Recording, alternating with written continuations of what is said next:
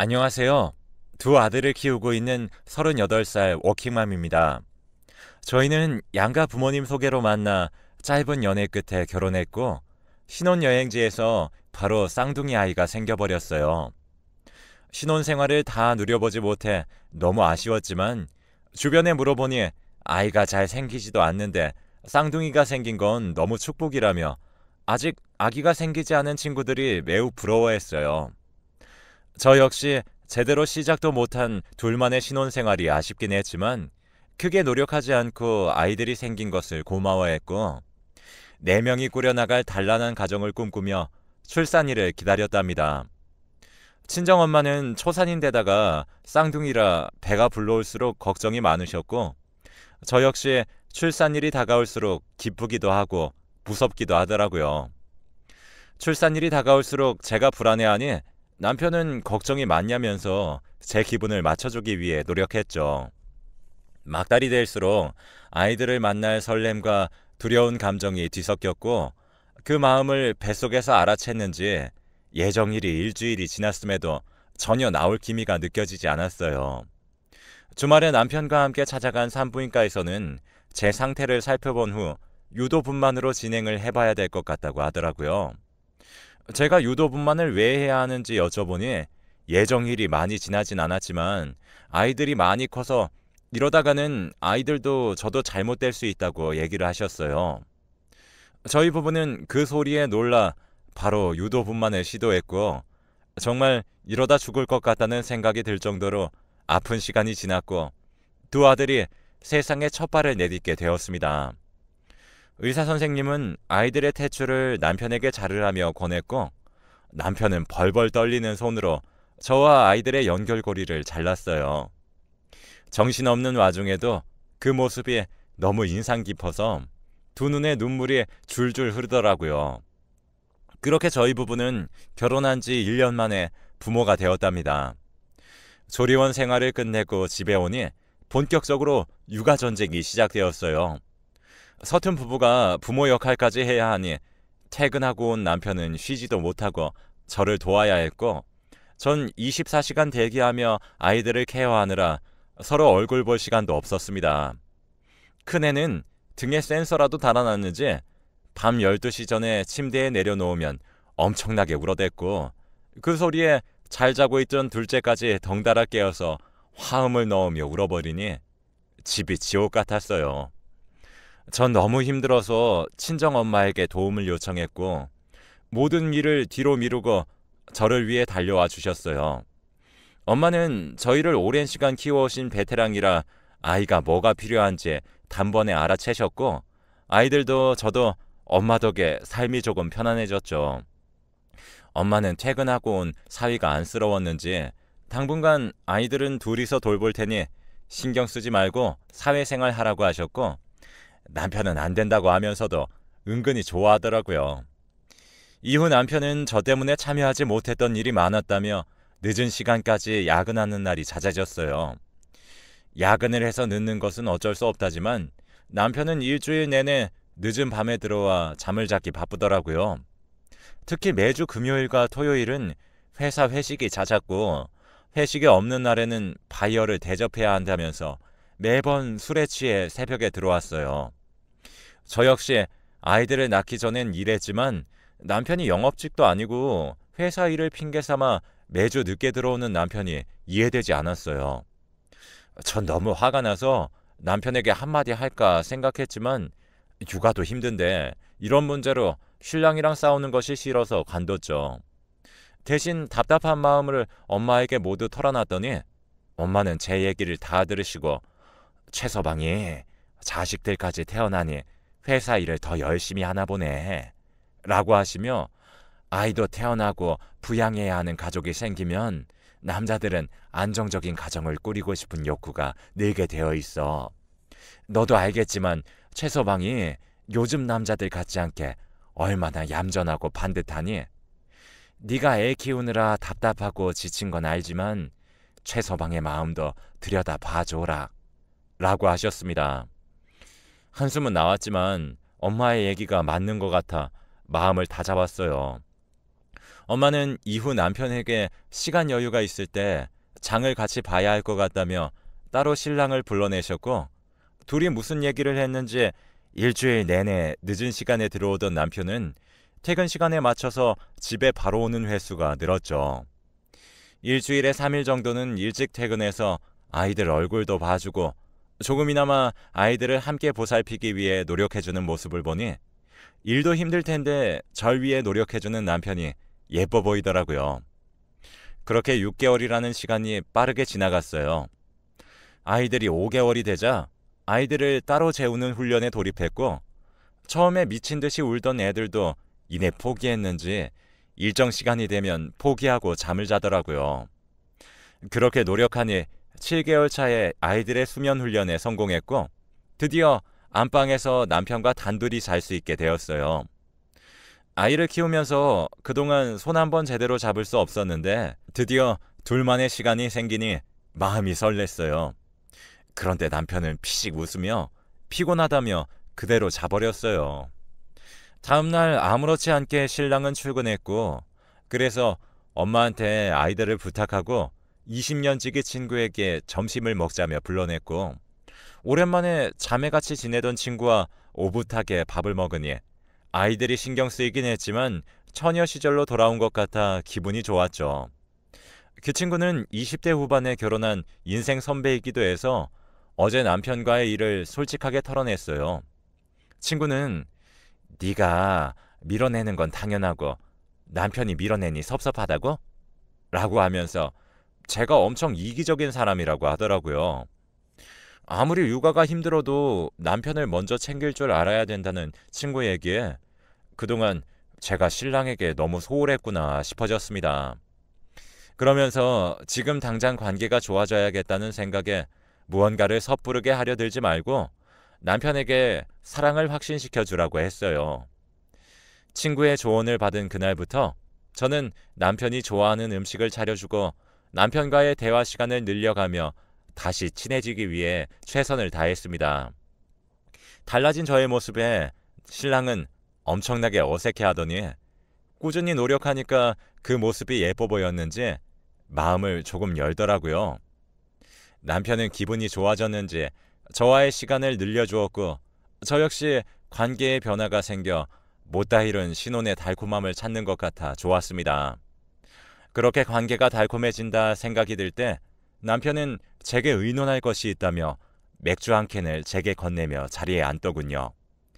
신랑은 팀을 이루어 함께 움직이는 업무를 주로 하는데 작년보다 회사 실적이 조금 떨어졌다며 앞으로 팀워크 향상을 위해 일요일마다 각 팀이 모여 시간을 보내기로 했다는 겁니다. 전 그 얘기를 들으니 기분이 좋지 않았죠. 매주 금요일과 토요일은 바이어를 대접한다고 술을 마시고 들어오고 평일에 이틀이 멀다 하고 야근까지 하는 상황인데 일요일까지 회사에 반납해야 한다니 너무 섭섭하더라고요. 그런 제 표정을 읽었는지 신랑은 바이어들과 만나는 시간을 팀원 하나와 나누겠다고 저를 위로해 주었고, 전 납득은 되지 않았지만 회사의 결정이니 그 얘기를 따르기로 했어요. 이후 저희는 신혼으로 돌아간 것처럼 남편이 일이 없는 날은 아이들을 일찍 재우고 술 한잔 기울이며 시간을 자주 보냈어요. 남편과의 사이가 가까워지니 비록 독방 육아의 시간이 길어졌지만 삶의 만족도는 조금이나마 오른 것 같았죠. 그렇게 몇 달이 흘렀는지 남편 팀원 중 한 분이 결혼을 하게 되었고, 예식 장소가 제법 멀어 오랜만에 신랑 차를 타고 이동하기로 했습니다. 전 아이들을 태우기 위해 제 차에 있던 카시트를 꺼내어 남편의 뒷좌석에 태우고 있었어요. 그런데 작은 귀걸이가 떨어져 있더라고요. 전 그 귀걸이를 남편에게 주며 차에 누굴 태웠는지 물어봤어요. 남편은 귀걸이를 쓱 보더니 이번에 새로 들어온 신참이 차가 없어서 저번 주에 같이 움직였는데 그때 떨어뜨린 것 같다면서 남자애가 뭔 이렇게 반짝이는 걸 좋아하는지 모르겠다고 하더라고요. 시대가 많이 변하여 남자들도 길을 많이 뚫는 것도 알았고, 남편 회사가 고지식한 분위기가 아니라서 머리로는 그럴 수 있다는 생각이 들었지만 마음으로는 잘 받아들여지지 않더라고요. 전 그게 자꾸 생각이 나서 며칠 뒤 남편에게 아이들 물건을 차에 흘린 것 같다는 핑계를 대고 열쇠를 받아 주차장으로 내려왔어요. 자동차에 타 조수석을 꼼꼼히 살펴보았지만 특이한 점은 없었고 괜한 의심을 했구나 싶었던 그때 이상하게도 내비게이션이 보고 싶더라고요. 내비게이션의 최근 목록을 보니 특이한 점이 없어 보였어요. 누구보다 반듯하게 살아온 것을 잘 알면서 남편을 제가 괜히 의심한 것 같아 미안하던 찰나 이상한 것을 발견해 버렸죠. 남편은 3주 전에 회사 동료들과 산에 간다며 짐을 꾸렸었는데 제가 어디로 가냐 물어보니 산 이름이 기억이 안 난다면서 강원도 쪽이라며 일찍 출발해야 된다는 것 말고는 기억이 나질 않는다고 했었거든요. 그런데 내비게이션을 보니 강원도에 있는 고몰이라는 곳에 갔던 흔적이 있더라고요. 저희가 살고 있는 서울에서 강원도를 갔다가 고몰이까지 가는 길은 생각보다 멀었어요. 급격하게 심장이 떨렸고 전 확실치 않은 의심으로 남편에게 얘기하는 것이 좋지 않을 것 같다는 판단이 들어 우선 모른 척했어요. 꽤 늦게 들어온 저를 보며 남편은 왜 이리 늦었냐며 은근히 물어봤고 전 찾는 물건이 보이지 않아 오래 걸렸다고 슬쩍 둘러댔어요. 아무리 생각해도 남편은 그날 강원도를 간 것이 아니라는 확신이 들었고 왜 제게 거짓말을 했는지 곱씹을수록 화가 치밀었어요. 며칠 뒤 남편이 만취가 된 상태로 집으로 왔고 남편이 깊게 잠든 것을 확인한 뒤 옆에 놔둔 핸드폰을 꺼내 남편 손가락에 가져다 대었어요. 잠시 꿈틀하던 남편은 술에 취해 계속 잠을 잤고 전 한숨 돌린 뒤에 떨리는 손으로 남편의 핸드폰을 들여다봤습니다. 남편의 SNS와 문자에는 특이한 점이 없었고 사진함 역시 아이들 사진과 업무에 필요한 자료만 있을 뿐 별다른 것이 없더라고요. 긴장이 갑자기 풀리면서 괜한 의심을 했구나라는 생각이 들던 그때 남편이 사용하지 않는 SNS가 눈에 띄더라고요. 전 그 어플을 왜 깔았을까 싶다가 혹시나 싶어 열어보았고 순간 제 눈을 의심할 수밖에 없었습니다. 그곳에는 두 사람과 나눈 내용이 전부였는데 하나는 나의 이미란이었고 한 명은 파라다이스라고 적혀 있었어요. 떨리는 손으로 이미란이라는 사람과 나눈 내용을 들여다보았는데 흔히 얘기하는 오피스 와이프더군요. 그동안 평일에 야근과 바이어 미팅 때문에 바쁘던 남편은 알고 보니 이미란이라는 여자와 데이트하느라 바쁘던 거였습니다. 그곳에는 제게 평소에 하지 않던 사랑한다는 말과 저와 결혼한 것이 후회된다며 제 뒷담화를 하는 얘기가 가득했습니다. 와이프는 재미가 없는데 자기는 늘 새롭고 떨려 라는 그 말은 제게 너무 충격적이었어요. 저는 남편이 깰까봐 소리를 죽여가며 울었고 두 번째 파라다이스라는 대화를 열어보게 되었습니다. 파라다이스로 저장되어 있는 사람의 얼굴을 들여다본 전 숨이 막히고 어이가 없어 한동안 얼어붙어 버렸습니다. 파라다이스의 정체는 바로 제 오랜 절친인 수아였거든요. 수아와의 관계는 꽤 오래된 것 같았어요. 저와 떠났던 신혼여행에서도 수아가 그립다며 연락을 주고받았고 죽을 때까지 놔주지 않을 거라는 내용이 적혀 있었어요. 온몸에 피가 식으면서 소름이 끼쳤고 잠자고 있는 남편을 당장이라도 죽여버리고 싶은 충동이 들었습니다. 하지만 전 그 와중에도 남편과 잘못되면 쌍둥이 아들들을 혼자 키울 생각이 먼저 들었고 경력이 단절된 저로서는 남편과 이혼하게 되면 홀로 아이들을 감당해야 한다는 걱정에 화조차 내지 못하겠더라고요. 그런 제가 너무나 한심했지만 우선 생각의 정리가 필요한 것 같아 두 여자와 나눈 대화 내용을 제 핸드폰으로 전송한 뒤에 남편에겐 내색하지 않기로 했습니다. 남편은 제가 핸드폰을 봤을 거라는 생각은 전혀 하지 못했고 그렇게 두 달여간 남편이 만취가 되었을 때마다 입에 담지 못할 내용이 담긴 새로운 대화 내용을 제 핸드폰으로 전송했습니다. 전 아무리 생각해도 남편과 살아갈 용기가 없었고 누구에게 도움을 요청할지 고민이 앞서더라고요. 엄마에겐 차마 얘기할 용기가 나지 않았고 고민 끝에 한 가지 계획을 세웠죠. 전 수아에게 오랜만에 주말에 아이들과 놀러 가자며 깨어내었고, 남편에게는 친했던 직장 동료가 저에게 스파 펜션을 예약해 주었는데 마침 친정에 갈 일이 있어 못 갈 것 같다며, 유명한 곳이라 토요일은 예약이 어려워 가고 싶지만 여건이 안 될 것 같다며 예약을 취소해 달라고 부탁을 했어요. 남편은 시큰둥해하면서 알겠다고 일요일이라 친정에 같이 가주지 못한다며 제게 미안하다고 하더군요. 그렇게 수아와 약속한 주말이 다가왔고, 저는 마음을 삭히며 수아와 유명한 관광지와 맛있는 커피숍도 다니며 한나절을 보냈습니다. 그렇게 여유를 즐기다 저녁이 다 돼서야 예약해둔 펜션을 향했죠. 저녁에는 바비큐를 준비했어요.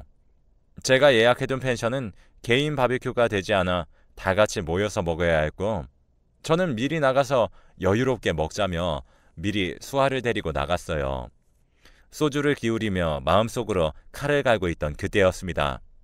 한 여성이 아주 익숙한 남자랑 꽁냥거리면서 바베큐장을 향해 들어오더라고요. 술을 마시던 수아는 그 모습을 보고 얼어버렸고, 수아와 눈이 마주친 남자는 이내 절 보더니 그 자리에서 굳어버렸습니다. 이상함을 느낀 여자는 절 보더니 뒷걸음질 쳤고, 저는 묘한 웃음이 새어나오는 걸 멈출 수 없었답니다. 남편은 버벅댔고, 전 수아와 그 여자를 보며 말을 이어나갔어요. 저 남자가 가지고 싶었으면 둘 다 말을 하지 그랬어. 난 저런 불량품 안 가질 거거든. 둘이서 한 남자 잘 공유해 가면서 살아. 아, 참, 수아야, 그거 아니? 네가 내 남편이랑 나눈 대화 내용 내가 네 남편한테 보냈어. 아마 10분 내로 여기 도착할 거야. 이건 내가 주는 선물이야. 그리고 이제 우리 마주치지 말자. 제 얘기에 수아는 길길이 날뛰었고, 모든 것이 오해라며 제 손목을 잡는 남편을 뿌리친 뒤 그대로 시댁으로 향했어요. 그리고 시부모님께 모든 사실과 인쇄해둔 대화 내용을 보여드렸고, 충격을 받은 시부모님은 제게 연신 사과를 하시더라고요. 이후 전 단합을 중시한다는 남편의 회사 사이트에 그동안 신랑과 불륜을 저지른 이미란이라는 사람을 고발했습니다. 이미란은 절 명예훼손으로 고발하겠다고 했고, 저희 쌍둥이들을 걸고 협박 전화를 했고, 신랑은 이렇게까지 해야겠냐며 제게 욕을 하더라고요. 그러면서 저랑 사는 순간이 얼마나 지루했는지 아냐며, 살아주는 것만으로도 감사하게 생각해야 되는 것 아니냐며 자신의 등에 칼을 꽂냐고, 이러고도 네가 잘 살 수 있을 거라고 생각하느냐며 화를 내더라고요. 한참을 화를 내던 남편은 애들이 무슨 잘못이 있겠냐며 자신이 잠시 생각에 짧았었다고 한 번만 기회를 달라고 태도를 바꾸더라고요. 저는 남편에게 너의 파라다이스가 지옥에서 기다리고 있을 거야 라고 친절하게 설명한 뒤 전화를 끊어버렸네요. 이후 남편과의 대화를 거부했고 모든 절차를 변호사에게 맡겼답니다. 가정을 등한시한 채 두 여자와 만나던 남편은 모든 것을 잃었고, 전 아이들을 키우기 위해 워킹맘의 삶을 선택했습니다. 이런 일을 제가 겪을 수 있다는 생각을 해본 적이 전혀 없었고, 늘 반듯해 보였던 남편의 불륜은 제게 큰 상처를 가져다 주었지만, 그 상처는 저를 강한 여자로 성장시켜 주었으니까요. 앞으로 아이들에게 더 멋있는 엄마가 되기 위해 노력을 해보려고 합니다. 긴 글 읽어주셔서 감사합니다.